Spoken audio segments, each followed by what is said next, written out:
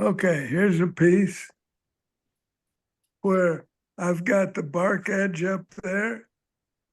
You see that? I've got a little bit of bark up on the top.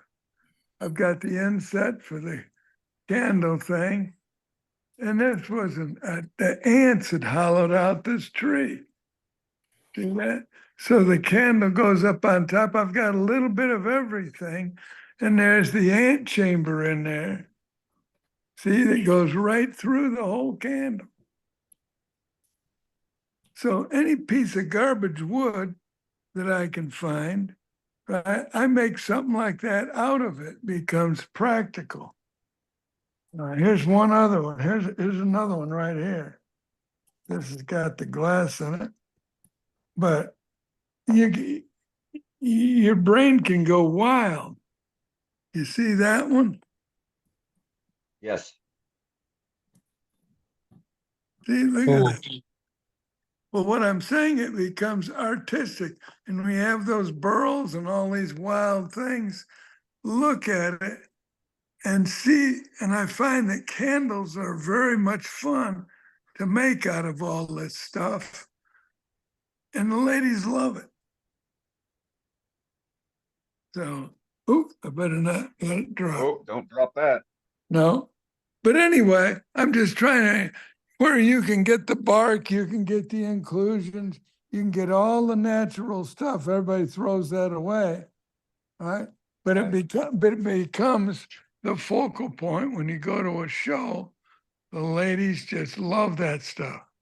And over the years, I've sold tons and tons of stuff, right? Just like that, because you're saving like the guy that was just on there with the bark, right? You can leave some of that bark and find something, leave a rough area and make everything else smooth. That becomes the focal point that everybody has to look at when they look at the piece. Yeah. And there's not a lot of work. All you're doing is just making a recess for the candle part, right? And there's no hollowing, there's no nothing. It's simple. But you can get more money for something like that than just a plain piece of wood. And it's less work. Anyway. Well, and people don't even have to put candles on them. They can put, crystal stones or something, Well, yeah, they can, but you know what I'm saying? Yeah, it's just the uniqueness. Nobody else at the show will have one because they're all unique pieces. And you get away from, like, all of my tea light candles, right? Every one of them has an anomaly in it, right? A chamber, something, because everybody wants to make a little plain wood thing. Unless you've got a spectacular piece of wood, they're just ordinary and cheap. Well, instead, if you just take the rough stuff and you turn around and you make that the focal point and do something standard, you drill a 2-inch Forstner bit, you insert a tea light, and then you turn it around. You just expand your jaws in the hole you just drilled. And you take the tenon off, you're done. You've got a good piece, less than an hour in there. And let me tell you what, you can get some damn good money because it's art. It's no longer just a little tea light candle. It's been my experience that a wax candle suffers in that environment. So I've always used the battery operated insert in mine. Well, you can use the electric one, or Hey, Mark.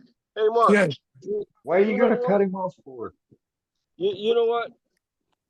I'm gonna move my phone here. Okay.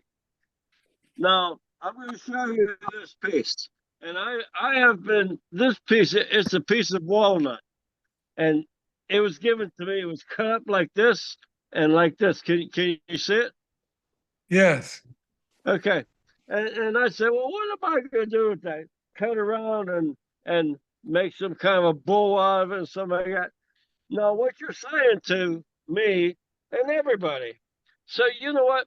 You see the way this looks right now, what you're saying to me is, now if I give this sliver like this, look how much beauty would be with this. Absolutely. Now, if you cut it, pull your hand And, across and the, then I was looking. Now the whole thing was I was going to cut this here and do something with it.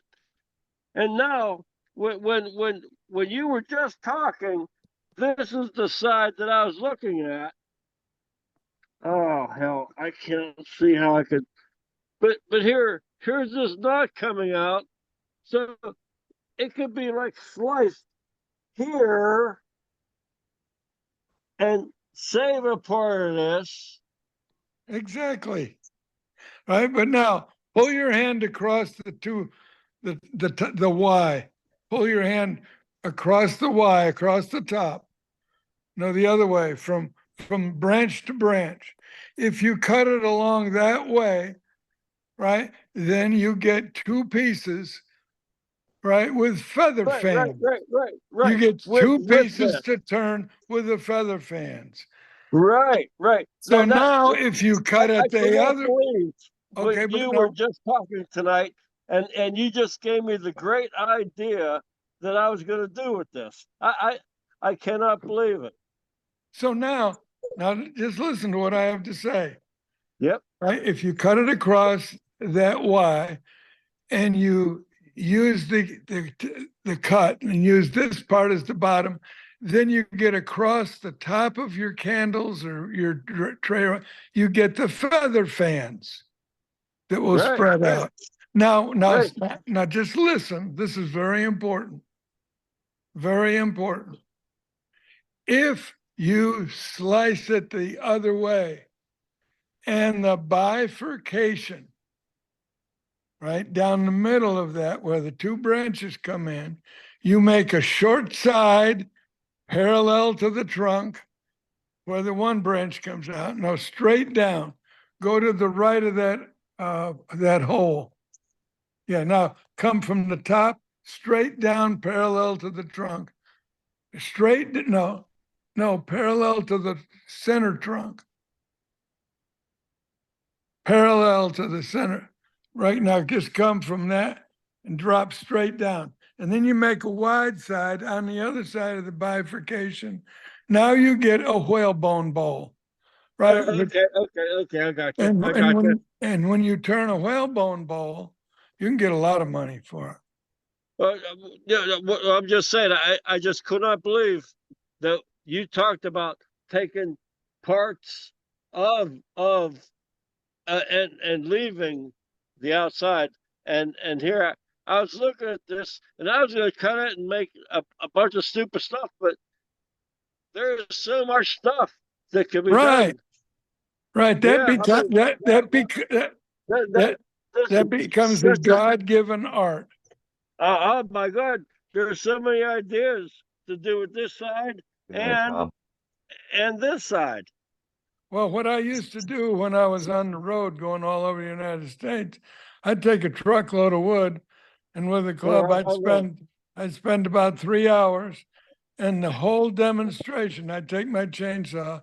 It's how to cut the wood to get the result you want.